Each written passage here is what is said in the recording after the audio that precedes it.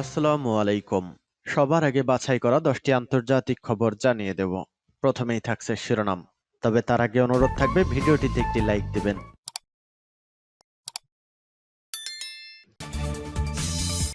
দখলদার ইসরায়েলি বাহিনী এবং ফিলিস্তিন পুরোদমে যুদ্ধ চলছে। জানিয়ে দেব হাতে থাকা সর্বশেষ আপডেট আন্তর্জাতিক সংবাদ। প্রথমেই সংবাদ শিরোনাম। প্রতিশোধ নিতে পারে হিজবুল্লাহ, বলেছেন সাবেক মোসাদ কর্মকর্তা। এরপর জানিয়ে দেব নেতানিয়াহু সহ শীর্ষ কর্মকর্তাদের হত্যার পরিকল্পনা, ইসরায়েলি গ্রেফতার। এদিকে ভারতের জাতীয় পতাকায় কালেমা লেখায় ক্ষুব্ধ হিন্দু পরিষদ। আরও জানিয়ে দেব ইউক্রেনে যাচ্ছে ভারতের অস্ত্র। সর্বশেষ জানিয়ে দেব দিল্লিতে মেয়ের সঙ্গে থাকছেন হাসিনা, দলবল নিয়ে ঘুরছেন পার্কেও। এতক্ষণ শুনছিলেন সংবাদ শিরোনাম, এবারে বিস্তারিত। তবে অনুরোধ থাকবে ভিডিওটিতে একটি লাইক করবেন এবং কমেন্ট করে জানিয়ে দিবেন কোন জেলা থেকে আপনি আমাদের এই ভিডিওটি দেখছেন। প্রতিশোধ নিতে পারে হিজবুল্লাহ, বলেছেন সাবেক মোসাদ কর্মকর্তা। লেবাননে পেজার ও ওয়াকিটকি বিস্ফোরণের জেরে হিজবুল্লাহ প্রতিশোধ নিতে পারে বলে সতর্ক করেছেন ইসরায়েলের গোয়েন্দা সংস্থা মোসাদের সাবেক ডেপুটি প্রধান রামবেন বারাক। তিনি বলেছেন হিজবুল্লাহর হামলার বিষয়ে সতর্ক থাকতে হবে। ইসরায়েলের একটি রেডিও চ্যানেলকে দেওয়া সাক্ষাৎকারে সাবেক মোসাদ কর্মকর্তা বলেন অল্প সময়ের মধ্যে এই গোষ্ঠীটি হামলা চালাতে পারে। তিনি আরও বলেন আমাদের এখন উচ্ছ্বাস করার সময় নেই এবং উত্তরে একটি বড় ধরনের হামলার জন্য আমাদের প্রস্তুত থাকতে হবে। এদিকে হিজবুল্লাহ দাবি করেছে গাজায় ফিলিস্তিনি জনগোষ্ঠীর প্রতি সমর্থন এবং লেবাননের মাজদাল সেলেম ও ব্লিদা এলাকায় হামলার প্রতিশোধ হিসেবে ইসরায়েলে 4 দফা হামলা চালানো হয়েছে। ইসরায়েলের নেভজিভ এলাকায় দেশটির একটি অস্ত্রাগারে রকেট হামলা চালানো হয়েছে। হাবশিট পর্বতে অবস্থিত ইসরায়েলের 810তম হারমন ব্রিগেডের সঙ্গে সংযুক্ত একটি কোম্পানির সদর দফতরেও রকেট হামলা চালানো হয়েছে। এছাড়া বেথ হিলেল ব্যারাকে আল সাহল ব্যাটালিয়ানে রকেট হামলা এবং বাইয়াত ব্লিদা সাইটে কামান দিয়ে হামলা চালানো হয়েছে। গত মঙ্গলবার লেবাননের বিভিন্ন স্থানে পেজার বিস্ফোরণের ঘটনা ঘটেছে। এর আগে মঙ্গলবার লেবাননের রাজধানী বৈরুত এবং আরও বেশ কয়েকটি শহরে একযোগে পেজার বিস্ফোরণের ঘটনা ঘটে। এতে কমপক্ষে 12 জন নিহত হন। আহত হয়েছেন আরও কমপক্ষে 2750 জন। আহতদের মধ্যে লেবাননে নিযুক্ত ইরানের রাষ্ট্রদূত রয়েছেন। নেতানিয়াহু সহ শীর্ষ কর্মকর্তাদের হত্যার পরিকল্পনা, ইসরায়েলি গ্রেফতার। ইসরায়েলের প্রধানমন্ত্রী বেনিয়ামিন নেতানিয়াহু ও অন্যান্য শীর্ষ কর্মকর্তাদের হত্যার পরিকল্পনার দায়ে ইসরায়েলি এক নাগরিককে গ্রেফতার করা হয়েছে। জানা গেছে ইরানের কৌশলে পা দিয়ে অভিযুক্ত ব্যক্তি নেতানিয়াহুকে হত্যার জন্য তেহরান থেকে তাকে অর্থ দেওয়া হয়েছিল। খবর বিবিসির। ইসরায়েলের নিরাপত্তা বাহিনী এ তথ্য জানিয়েছে।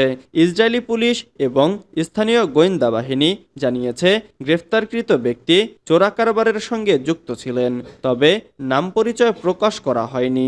বলা হয়েছে ওই ব্যক্তি একজন ব্যবসায়ী এবং তিনি তুরস্কে বসবাস করতেন। সেখান থেকেই তিনি ইরানে গিয়েছিলেন। রয়টার্সের প্রতিবেদনে বলা হয়েছে ওই ব্যক্তি প্রধানমন্ত্রী নেতানিয়াহু, প্রতিরক্ষামন্ত্রী ইয়োব গ্যালান্ট এবং ডোমেস্টিক গোয়েন্দা সংস্থা শিনবেতের প্রধানকে হত্যার পরিকল্পনা করে। শিনবেত দাবি করেছে তুরস্কে দীর্ঘদিন বসবাস করা ইসরায়েলি এক ব্যবসায়ীকে কাজে লাগিয়ে এই হত্যা পরিকল্পনা করা হয়েছিল। ওই ব্যবসায়ী ইরান ও তুর্কি লোকদের সঙ্গে চেনা জানা আছে। পরিকল্পনাটি কার্যকর করার জন্য গত এপ্রিলে তুর্কি নাগরিক আন্দ্রেই ফারুক আসলান ও গুনেইদ আসলান আর্থিক লেনদেনের জন্য ইসরায়েলি ওই ব্যবসায়ীর সঙ্গে যোগাযোগ করেন।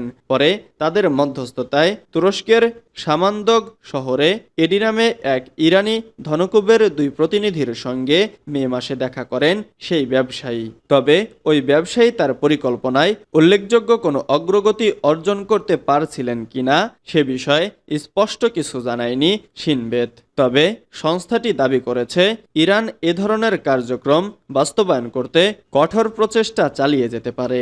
এর অর্থ হলো এই পরিকল্পনা ফাঁস হওয়ার পর হুমকি শেষ হয়ে গেছে, বিষয়টি এমন নয়। ভারতের জাতীয় পতাকায় কালেমা লেখায় ক্ষুব্ধ হিন্দু পরিষদ। ভারতের জাতীয় পতাকায় কালেমা লেখায় ক্ষুব্ধ প্রতিক্রিয়া জানিয়েছে বিশ্ব হিন্দু পরিষদ। এ ঘটনায় পুলিশের জাতীয় পতাকা অবমাননার অভিযোগ দেওয়া হয়েছে। মধ্যপ্রদেশের ছতরপুর জেলার ঘুবারা তহসিলের অন্তর্গত পনোয়া এলাকায় এ ঘটনা ঘটেছে। ভারতীয় গণমাধ্যম হিন্দুস্তান টাইমস জানিয়েছে, কয়েকজন মুসলমানের বিরুদ্ধে অভিযোগ উঠেছে যে তারা জাতীয় পতাকার অবমাননা করেছে। তারা জাতীয় পতাকার মধ্যস্থলে অবস্থিত অশোক চক্রের স্থানে আরবি ভাষায় কালেমা লিখেছে। পরে ওই রূপে জাতীয় পতাকা প্রকাশ্যে উত্তোলনও করা হয়। মধ্যপ্রদেশের এই ঘটনায় নির্দিষ্ট ধারায় অভিযোগ করা হয়েছে নিকটস্থ থানায়। পুলিশ সূত্রে জানিয়েছে, জাতীয় পতাকার অবমাননার বিষয়ে অমন সাহু নামে এক ব্যক্তির দৃষ্টি আকর্ষণ করে। তিনি বিশ্ব হিন্দু পরিষদের একজন কর্মকর্তা। তার আবেদনের ভিত্তিতেই পুলিশ অভিযোগটি গ্রহণ করে। এ ঘটনায় 1971 সালের 2 নম্বর ধারা অনুসারে মামলা রুজু করে তদন্ত শুরু করা হয়েছে। পুলিশের কাছে জমা দেয়া অভিযোগপত্রে অমন সাহু লিখেছেন, তিরঙ্গায় অশোক চক্রের বদলে আরবি ভাষায় কালেমা লেখা হয়েছে, যা জাতীয় পতাকার অবমাননা। ইউক্রেনে যাচ্ছে ভারতের অস্ত্র। ইউক্রেনে অস্ত্র পাঠাচ্ছে ভারত, তবে সরাসরি নয়। ভারতীয় অস্ত্র প্রস্তুতকারকদের বিক্রি করা আর্টিলারি শেলগুলো ইউরোপীয় গ্রাহকরা ইউক্রেনে পাঠাচ্ছে। এ ব্যাপারে মস্কো প্রতিবাদ জানালেও নয়াদিল্লি এই অস্ত্র বাণিজ্য বন্ধের পদক্ষেপ নেয়নি। 11 জন ভারতীয় ও ইউরোপীয় সরকার এবং প্রতিরক্ষা শিল্পের কর্মকর্তাদের বরাত দিয়ে বৃহস্পতিবার এ তথ্য জানিয়েছে আন্তর্জাতিক সংবাদ মাধ্যম রয়টার্স। সূত্র এবং শুল্ক তথ্য অনুসারে রাশিয়ার বিরুদ্ধে ইউক্রেনের প্রতিরক্ষা সমর্থন করার জন্য গোলাবারুদ স্থানান্তরের 1 বছরেরও বেশি সময় ধরে হয়েছে। ভারতের অস্ত্র রফতানি প্রবিধান অনুযায়ী ঘোষিত ক্রেতার কাছে অস্ত্র তৃতীয় পক্ষের কাছে বিক্রি বা হস্তান্তর করতে পারে না। এ ধরনের অনুমতি স্থানান্তর ঘটলে ভবিষ্যতে বিক্রি বন্ধ হওয়ার ঝুঁকি রয়েছে।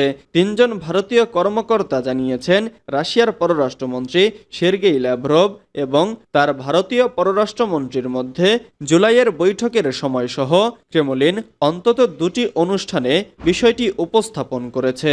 জানুয়ারিতে ভারতের পররাষ্ট্র মন্ত্রণালয়ের মুখপাত্র রণধীর জয়সওয়াল সংবাদ সম্মেলনে জানিয়েছিলেন, ভারত ইউক্রেনে আর্টিলারি শেল পাঠায়নি বা বিক্রি করেনি। ভারতীয় সরকারের 2টি এবং প্রতিরক্ষা শিল্পের 2টি সূত্র জানিয়েছে, ইউক্রেনের যেসব গোলাবারুদ পাঠানো হয়েছে দিল্লি তার খুব কমই উৎপাদন করেছে। এটি কিয়েভের আমদানি করা মোট অস্ত্রের 1%-এরও কম। দিল্লিতে মেয়ের সঙ্গে থাকছেন হাসিনা, দলবল নিয়ে ঘুরছেন পার্কেও। গত 5 আগস্ট প্রধানমন্ত্রীর পদ থেকে পদত্যাগ করে পালিয়ে ভারতে যান শেখ হাসিনা। সেখানে তিনি ঠিক কোথায় থাকছেন তা নিয়ে বাংলাদেশে যেমন আলোচনা আছে, তেমনি খোদ ভারতেও রয়েছে কৌতূহল। এবার তাকে নিয়ে প্রতিবেদন প্রকাশ করেছে ব্রিটিশ সংবাদ মাধ্যম ফিনান্সিয়াল টাইমস। প্রতিবেদনে বলা হয়, গত 5 আগস্ট বিক্ষোভকারীরা শেখ হাসিনার বাসভবন গণভবনের দিকে মিছিল নিয়ে যাচ্ছিল। তার মধ্যেই তিনি পদত্যাগ করেন এবং সামরিক বিমানে করে ভারতের গাজিয়াবাদের কাছে ভারতীয় বিমান বাহিনীর একটি ঘাঁটিতে গিয়ে পৌঁছান। নরেন্দ্র মোদীর সরকার পরে নিশ্চিত করে শেখ হাসিনা ভারতে আছেন। এ বিষয়ে আর বিস্তারিত কোনো তথ্য না দেওয়া হলেও থেমে থাকেনি আলোচনা। প্রতিবেদনে আরও বলা হয়, বিভিন্ন মাত্রার বিশ্বাসযোগ্যতার সঙ্গে ভারতের আলোচক শ্রেণীর অনেক সদস্য ব্যক্তিগতভাবে দাবি করেছেন, ক্ষমতাচ্যুত শেখ হাসিনা ভারত সরকারের একটি সেফ হাউসে রয়েছেন, থাকছেন মেয়ে সাইমা ওয়াজেদ পুতুলের সঙ্গে, যিনি গেল ফেব্রুয়ারিতে বিশ্ব স্বাস্থ্য সংস্থার দিল্লি ভিত্তিক আঞ্চলিক পদে চাকরি নিয়েছেন।